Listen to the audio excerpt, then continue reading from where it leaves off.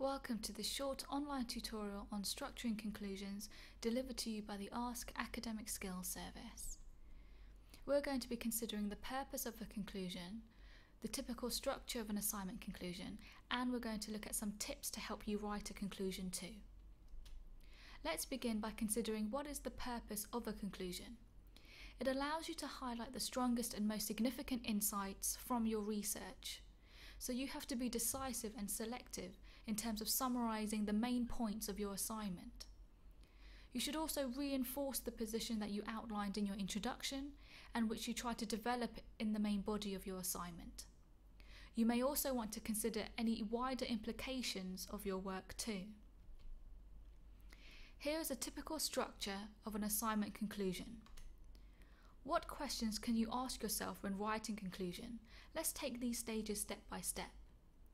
Let's begin with position.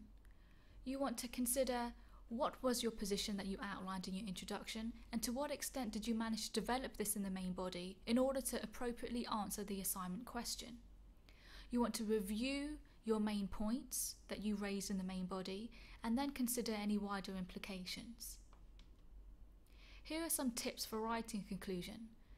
What do you want the reader to take away from your research? This is an important question to consider, as your conclusion is the last thing that your reader shall go through.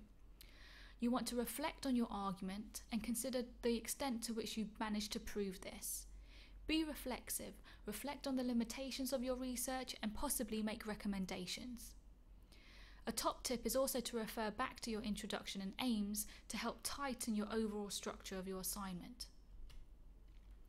Here are some things of what not to do.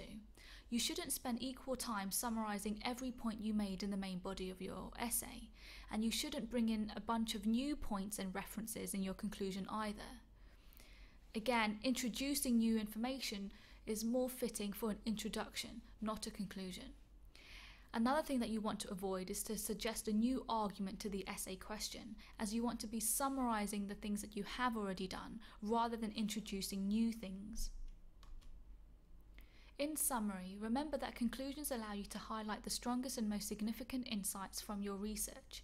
Keep in mind the appropriate structure for a conclusion and consider the question, what do you want the reader to take away from your work?